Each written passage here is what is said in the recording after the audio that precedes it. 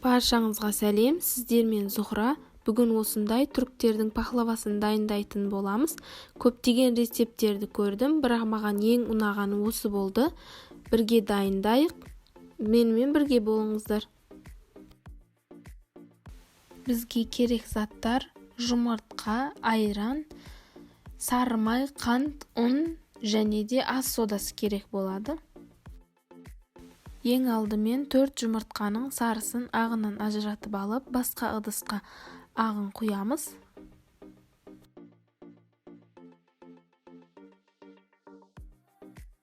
Бесінші жұмыртқаның сарысын басқа ыдысқа құйып алып қоямыз. Пахлаваның үстіне жағуға, ал жұмыртқаның ағын мұздатқышқа қойып қоямыз. Ал енді жұмыртқаның сарысына 200 грамм қант салып, миксерде немесе венчикте жақсылап ашықтау түске келгенше араластырамыз.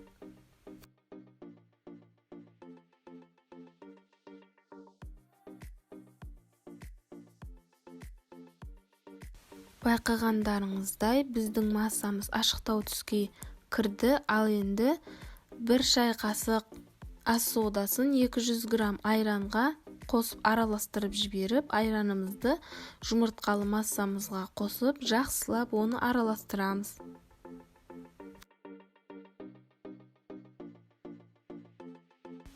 Енді 250 грамм сары майымызды ерітіп алдық. Оны массамызға құйып, жақсылап араластырамыз.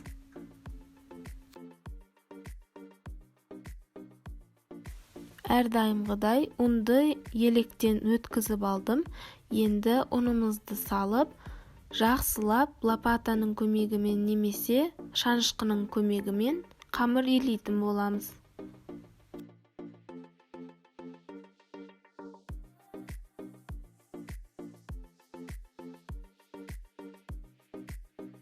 Қамыр илегенде толығымен менде 600-650 грамм ұн кетті.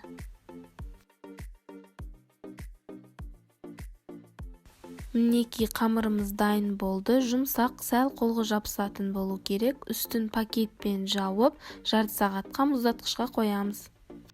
Ал енді жаңғақты пеште қызартып аламыз. Жаңғақтарды қызартып дайындап алдық. Енді оларды майда бөліктерге бөліп шығамыз. Онша қатты да майда болып кету шарт емес.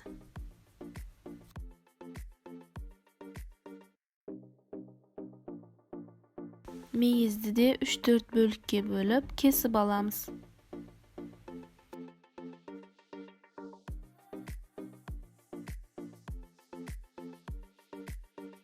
Мінекей барлығын дайындап алдық. Мен бүтін жаңғақтарды алып қойдым, өйткені ол пахлаваның үстін сәндеуге керек болады. Енді кремін дайындайтын боламыз. Жаңағы алып қойған жұмыртқаның ағына 250 грамм қантымызды аз-аздан салып отырып, жақсылап аппақ көбік болғанша араластырамыз.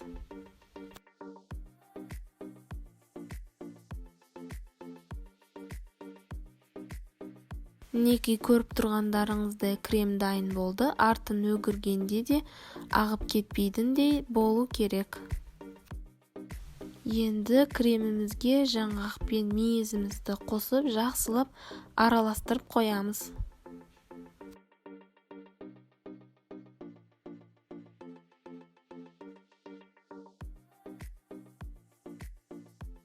Мінекей қамырымыз мұздатқышта жарты сағат тұрды. Енді оны 3 тең бөлікке бөліп аламыз.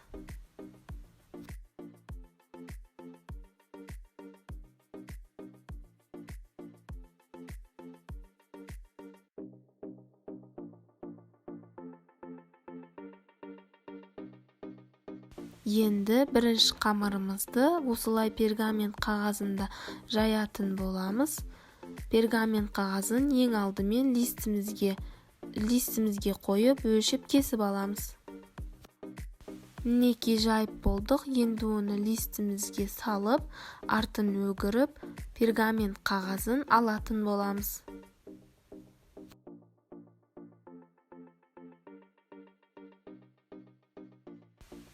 Енді жаңғақты кремімізді тең жартысын салып, жақсылап орналастырып аламыз.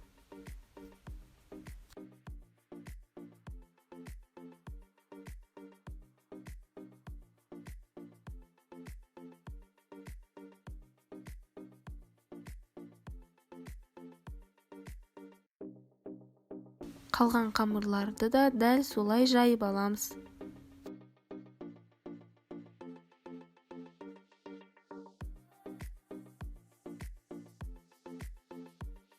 Қамырымызды жәймендеп листімізге орналастырып, пергамент қағазын көшіріп аламыз.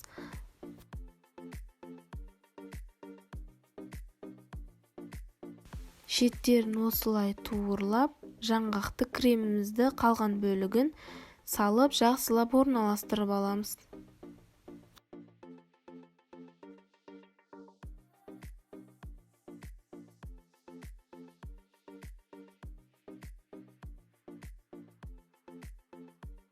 Қамырымыздың үшінші бөлігінде жайып алдық. Жаңағы айтқандай пергамент қағазын жәймендеп көшіріп аламыз. Ал енді шетін ашылып қалмайтындай етіп жақсылап жауып шығамыз. Мен шетін шанышқымен жақсылап басып шықтым. Сіздер де осылай әсемдесеңіздер болады. Бұл жай ғана әдемі көріну үшін солай басып шықтым. Пахлава әдемі болып шығу үшін жаңағы алып қойған жұмыртқаның сарысын үстінен жағып шығамыз.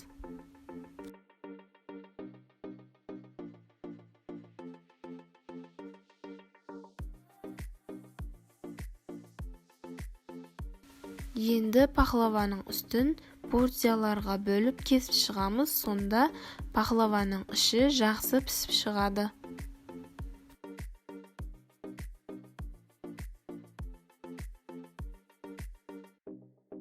Енді пахлаваның үстін дайындап қойған жаңғақтарымызбен әдемілеп сәндеп шығамыз. Дайын болған пахлаваны 180 градуста қызып тұрған пеште 40-45 минут үсті қызарғанша пісіріп аламыз. Мінекей біздің пахлава пісіп шықты. Енді оның үстіне бал немесе балды сиропты жағып, тағы да 5-10 минут пісіруге қойып аламыз.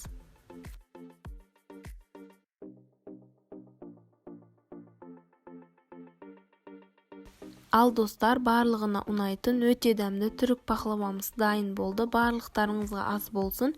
Менің YouTube каналыма тіркеліп, лайк басып, комментарий қалдыруды ұмытпаңыздар.